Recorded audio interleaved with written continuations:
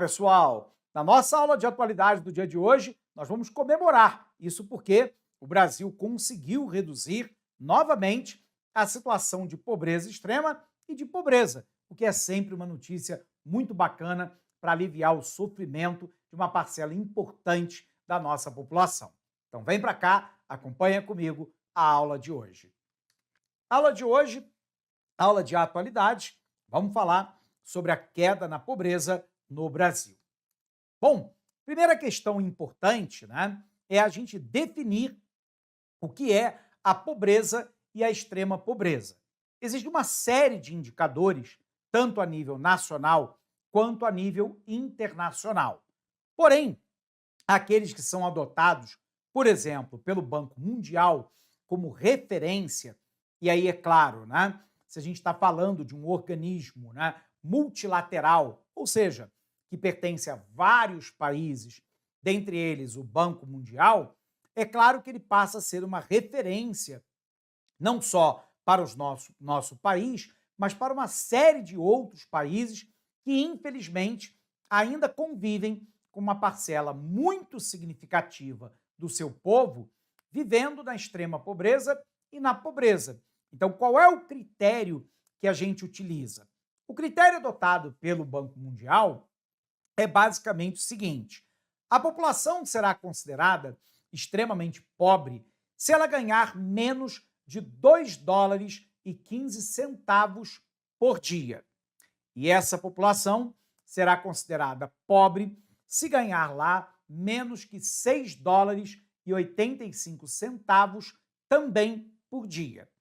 Uma vez colocado, então, esse critério de 2,15 para a extrema pobreza e de 6,85 dólares para a pobreza, a gente vai observar que no ano de 2023, cujos dados foram divulgados agora em 2024, lembrando que os dados de 2024 ainda não foram lançados, né? Eles serão agora no nosso ano de 2025.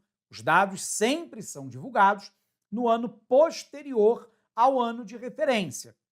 Então, em 2025, muito provavelmente lá em meados ou para segundo semestre de 2025, nós teremos os dados do Banco Mundial em relação a 2024.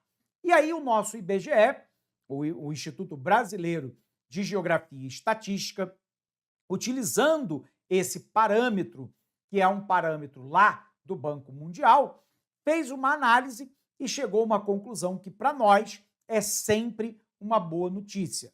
Nós tivemos, em 2023, uma queda da pobreza extrema e também da pobreza no Brasil para o menor patamar observado ao longo dos últimos anos. Claro, nós ainda temos 1/3 praticamente da população brasileira vivendo numa condição de pobreza extrema ou de pobreza. Pelo critério lá do Banco Mundial, nós temos que a pobreza extrema hoje atinge 4,4% da população brasileira, enquanto que a pobreza ela atinge lá 27,4% dos nossos conterrâneos. Mas ainda assim, embora os números sejam números altos, né, nós estamos falando de quase 1/3 da população brasileira que está na pobreza ou extrema pobreza, repito, esses são os menores números que nós temos para os últimos anos no Brasil, o que, portanto, é uma excelente notícia, porque todas as vezes que a gente garante a condição da redução da pobreza extrema e da pobreza, nós estamos trazendo mais dignidade para as pessoas. Estamos trazendo o prato de alimento, o direito à moradia, a transporte, a vestuário, a saúde, a educação e por aí vai. Então vem para cá, acompanha comigo a aula de hoje.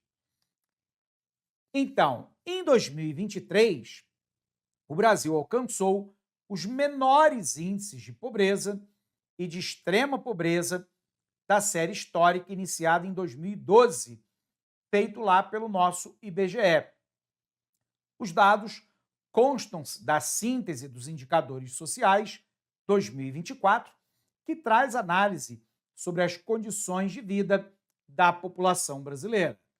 Então, olha para cá, que, por exemplo, lá no ano de 2012, nós tínhamos 6,6% da população brasileira numa condição de extrema pobreza,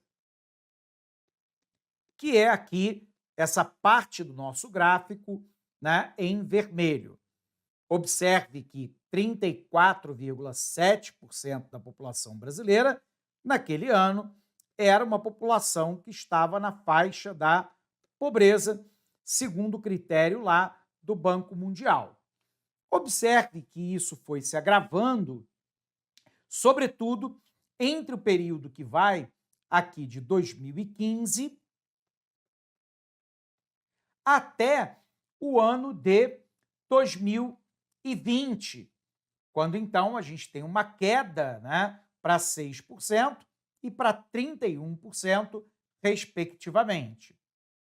Entre 2020 e o ano de 2022, nós tivemos uma elevação da pobreza e da pobreza extrema, e deste ano em diante, a gente tem uma trajetória de queda.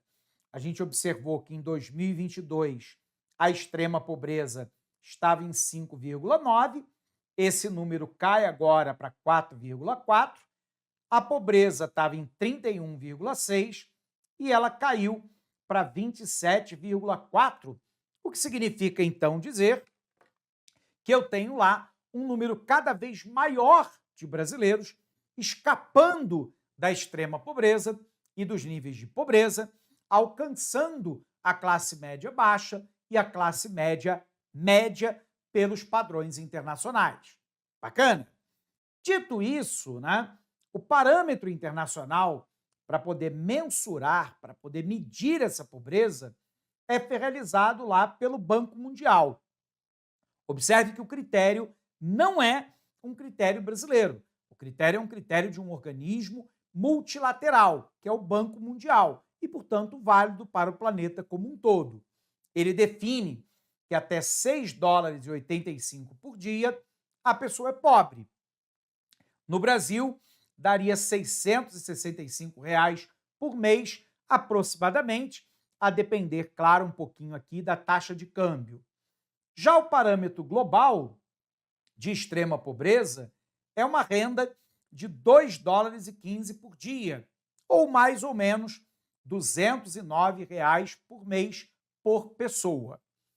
Situação de pobreza entre 2022 e 2023, 8,7 milhões de pessoas saíram da pobreza do país. O número total recuou de 67 para 59 milhões de pessoas, ou seja, passou lá, em termos percentuais, de 31% para 27% da população. Do outro lado, no mesmo período, 3,1 milhão de pessoas saíram da extrema pobreza. Esse grupo saiu de 12 para 9,5 milhões. Em termos percentuais, de 5,9% para 4,4%. E a pergunta fundamental é como? Por que essa população está saindo da extrema pobreza e da pobreza? Aqui, o IBGE identifica duas causas. A primeira causa tem a ver com a atividade econômica. O Brasil, de 2022, 2023 e 2024, vem numa trajetória de crescimento econômico. A gente vai observar que, à medida que a economia cresce, a tendência da taxa de desemprego é cair. O tamanho do PIB, que é a mensuração da geração de riqueza, de bens e serviços produzidos no país, ele é proporcional de maneira inversa à taxa de desemprego. Como assim, professor? Quando o PIB sobe, a taxa de desemprego cai. Quando o PIB cai, a taxa de desemprego sobe. Como a gente tem uma atividade econômica que continua crescendo, a tendência da taxa de desemprego é cair. E essa queda na taxa de desemprego, ela aconteceu não somente para aquelas pessoas que trabalham sem vínculo empregatício, que a gente diria lá sem carteira assinada, mas também aconteceu para as pessoas que têm carteira assinada. O Brasil tem aumentado o número de empregos formais com carteira assinada e empregos informais sem carteira assinada. À medida que o emprego sobe, a renda sobe. E se a renda sobe, a tendência dessas pessoas migrarem da extrema pobreza para a pobreza e da pobreza para a classe média baixa ou classe média média. Portanto, tendo, em tese, uma qualidade de vida melhor, porque com mais renda eu posso ter mais acesso a alimento de qualidade, a moradia, transporte, vestuário, acesso à saúde e a medicamentos e por aí vai. Aquilo que genericamente nós chamamos de qualidade de vida. Então, o primeiro elemento explicativo é a melhoria da atividade econômica. O Brasil voltou a crescer. A segunda questão diz respeito às políticas sociais. A gente se recorda que ainda lá atrás, durante o período da pandemia, nós tivemos uma ampliação do Bolsa Família para R$ 600. E esse Bolsa Família, somado a outros programas sociais, como o Programa de Erradicação do Trabalho Infantil, atualmente o programa Pé de Meia, que garante um valor mensal de R$ 200 para todo aluno de escola pública cuja família esteja cadastrada no Cadastro Único de Benefícios Sociais do Governo Federal, ele garante uma renda de R$ 200 por mês para não abandonar a escola. Somados a isso, outros programas que são desenvolvidos pelo governo federal, pelos governos estaduais e municipais, têm contribuído para reduzir a pobreza extrema e a pobreza no Brasil, garantindo, portanto, uma melhoria de qualidade de vida para a população. Bacana? Olha para cá. Quais são os fatores, então, dessa queda na taxa de desemprego? Segundo o IBGE, o dinamismo no mercado de trabalho. Então, eu tenho que quando o PIB sobe, a tendência da taxa de desemprego é claramente cair. E é exatamente isso que o IBGE... Olá, meus amigos, minhas amigas, eu sou o professor Lac e eu estou aqui para fazer um convite muito especial. Primeiro, você assistir o restante dessa videoaula no nosso site da Lacon Cursos. Aqui no YouTube são aulas demonstrativas para você ter aí o conhecimento, né, para você ter aí uma projeção das nossas aulas em relação aí ao concurso da GCM, Guarda Civil Municipal de Caldas Novas. Nós temos um curso, cara, fantástico, focado nesse edital, um curso que eu tenho certeza que vai te ajudar. Só você clicar aqui embaixo, o menor custo-benefício do mercado, apenas R$ 199,90, investimento único, a melhor proposta pedagógica para você estudar de verdade com quem conhece, com quem aprova, quem vive o dia de concursandos, concurseiros no Brasil do dia a dia. Tá? Pode confiar aqui na Lacon Cursos que você terá um excelente resultado. Bacana, meus amigos? Espero vocês. Valeu, tchau!